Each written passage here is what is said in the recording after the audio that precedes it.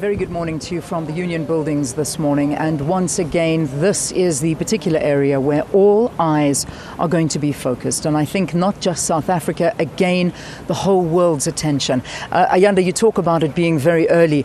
In fact, I just think that time has molded into one during these 10 days. I don't think early in the morning means anything. People are all over the place here, whether you're talking about media or you talk about members of the public. We can already see people trying to make their way into the not into the Union Buildings, because you cannot get in there right now. I mean, this is going to be a locked off area for now, because this is reserved entirely for family and VIPs that are going to be coming and viewing the body that will be lying in state here for the next 3 days. Now, the body at present is at one military hospital, is then going to be transported from one military hospital at around about 7 o'clock this morning. Now, we need to let you know that we've got cameras positioned on the entire route. We're also hoping that a helicopter will be able to take off, so we'll be able to give you those aerial shots of the car that will be transporting the body of Nelson Mandela to the Union Buildings, and it'll make its way to this area. And there has been a structure that's been erected. Apparently, they've worked overnight to erect the structure that the body will be placed in, and in a coffin, and people will be able to file past the coffin as it lies there and see the body of Nelson Mandela. It's almost a surreal moment here as you stand here, because it's just getting more and more real. Yesterday, while we were standing within the confines of the F&B Stadium, there was a sense of celebration in there, but I think almost a bit of a solemnness has now come down as we enter into the Union Buildings.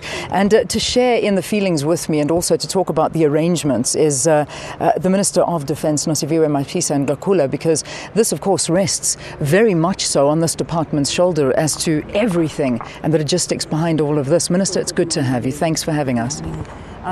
Do you feel what I'm feeling this morning as well? Yesterday, a sense of celebration. Today, a bit of a heavier feeling. Absolutely. I think the reality is dawning in most of us. It's been an emotionally draining period. Physically, we're not as exhausted, but emotionally, I think that the reality is hitting home. Former President Nelson Mandela, Madiba, is gone. And I can't imagine how it will feel like when people are filing past his remains. And I don't know, because as for myself, this morning, I don't think I'm in a good state of mind. I just can't imagine myself doing that. But I have to do it. I will do it, because South Africans should find closure. Indeed, because, at a time like this is a very solemn occasion. It truly is. But the reality is that this is the very first state funeral that we have had. Absolutely. We've had official funerals where we've buried, for instance, stalwarts like Walter Sisulu, Mama Sisulu, Govan Mbeki, and many others, really. But state funeral, it is the first time that we've lost a president who have served under the in a democratic dispensation. So indeed, this is our first state funeral, and in the process, of course, we may have committed a few mistakes, but we're trying, we're learning, and I think that I want to salute the soldiers and the police and the sterling job that they have done. For instance, yesterday, there were no incidents, in spite of the fact that the stadium was full to capacity. And despite the heavy rain as well, I think it's important for us to thank South Africans who came out in their thousands to say goodbye to Tata Madiba, particularly because people will not have the opportunity to proceed to travel to Qunu, where his remains will be buried. And of course, I think we should, this is an opportunity to say thank you, Siyabulela, to all the heads of states and governments and the former anti-apartheid movements, many supporters of the struggle of the people of South Africa came all out all the way yesterday.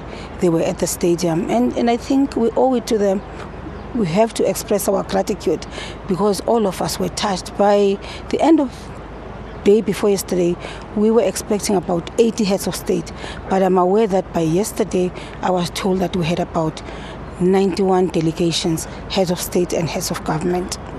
I mean, it must have been very difficult behind the scenes because, what we saw on camera of cars arriving, presidents getting out of the car, taking their seats, it looked like a simple process. But behind the scenes, getting all of these presidents in, landing at Waterkloof Air Force Base and all of the other bases around, how equipped were we? How was the process behind the scenes? Behind the scenes, it was tough because we had to make sure that we look at every detail of what was going to happen. In the first instance, I need to say that from the side of the Defence Force, the plan that is being rolled out now is a plan that has been there for some time.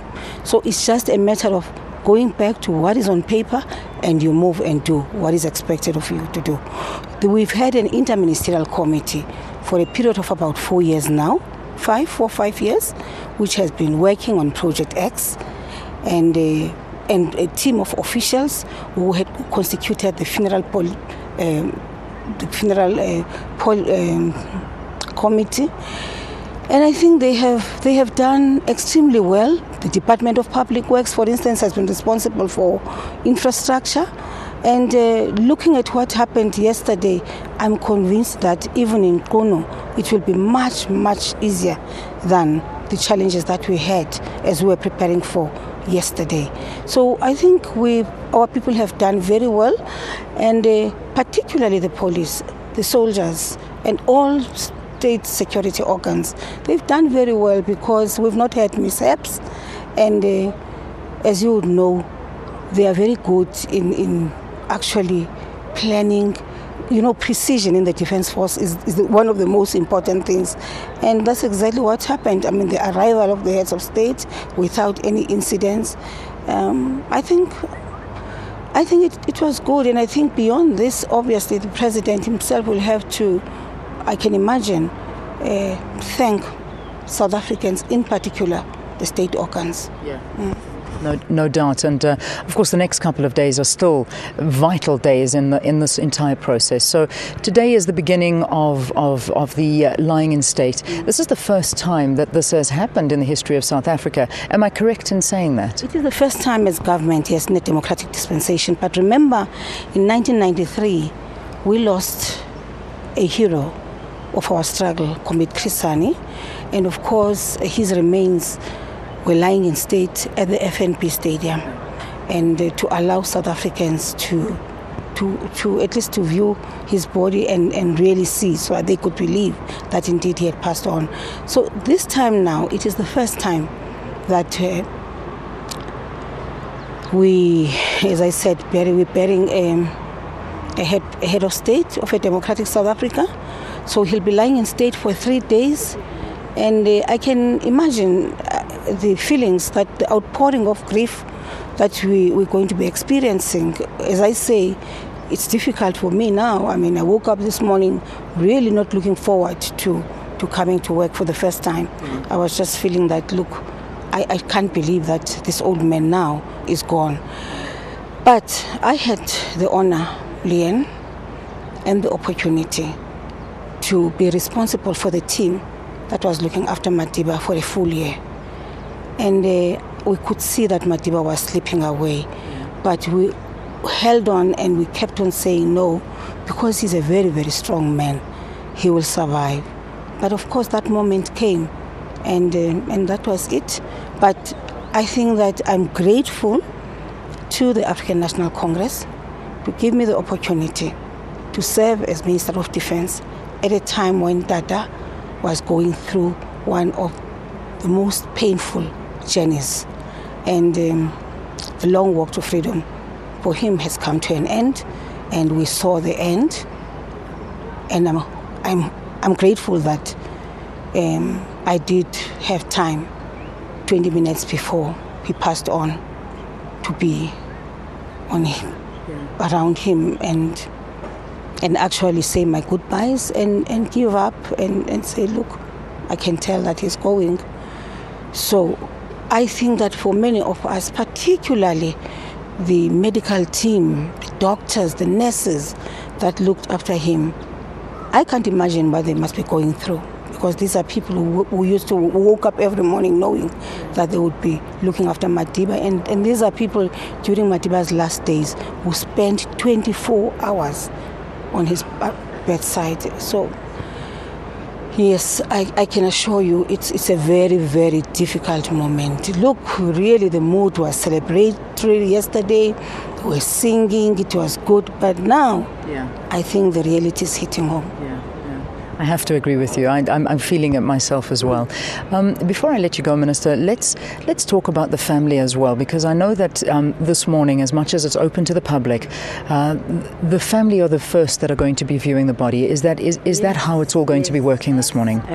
The family, from 8 o'clock to 10 o'clock, will be viewing the body. Afterwards, we will have, of course, all the VVIPs who are still in the country. They will also have an opportunity to view the body. Then from 12 o'clock, the South African public will then be allowed to come in. I think it's a very difficult time for the family as well. Much as they were expecting it, but it's a very difficult, yesterday actually was already a very difficult moment for them. So I can't imagine what it is going to be like today. I know that they've had time on Monday to go as a family, to go and view the body at Mill 1. But today is going to be different because as they view the body, there will be other people around them. There will be no privacy to a certain extent. And therefore, I think that is going to be a very difficult day. But 3 days, yes, but I'm optimistic that South Africans will do it. They will show a lot of strength, courage, bravery, and be like Madiba. And we expect South Africans to line up the streets where the cortege will be driving past. And we expect as well that South Africans will conduct themselves with discipline. And that, of course, an announcement has been made that cell phones will not be allowed. People will not be allowed to take pictures of the old man. His remains, yes. All right. Well, that is something that I hope South Africans most definitely heed this call to. No photographs whatsoever, no cell phones, no cameras. Will cell phones be taken from individuals as they walk through the tent? How is that process going to be managed? That's going to be a very difficult one. But what we need to ensure is that the police and the defense people who will be around that area, they just need to make sure that people keep their cell phones in their pockets, I can imagine, because there is no way in which you can collect phones till cell phones of thousands of people will be filing past Madiba. Remember that we really believe that, as Minister Shabane said yesterday, that we expect that in an hour we shall have had plus minus 2,000 people who have seen we have viewed Madiba's remains. Minister, thank you for talking to us. Thank you for looking after our beloved father so well over that time, and to your department and everybody else. I think I take the opportunity on behalf of South Africans to convey our thanks, and thanks for being with us. Take my hat off. The generals, the doctors who were looking after Madiba, the ordinary medical staff, the nurses, whether the household staff, the security. I think they were very, very good in the sense that no information was leaked about the health of Madiba. None of you would know exactly what really happened except that he had a lung infection. I think the staff has done very well, and I think as South Africans we should salute them. Indeed we do. Thank you so much. The Minister of Defence, Nosiviwe Mapisa-Nqakula, talking to us about the lying in state of the body of our former President Nelson Mandela. The procession should be leaving any minute now. I'm not actually too sure what the time is right now, but we're probably heading about 10 minutes before 7. So 7 o'clock it leaves. One military hospital will be following the car as it transports the body of the former president to the Union building. So we'll have a lot more from you here, as well as all of the logistics, as we speak to many of the generals that will be in charge of this entire process and give you the logistics this morning.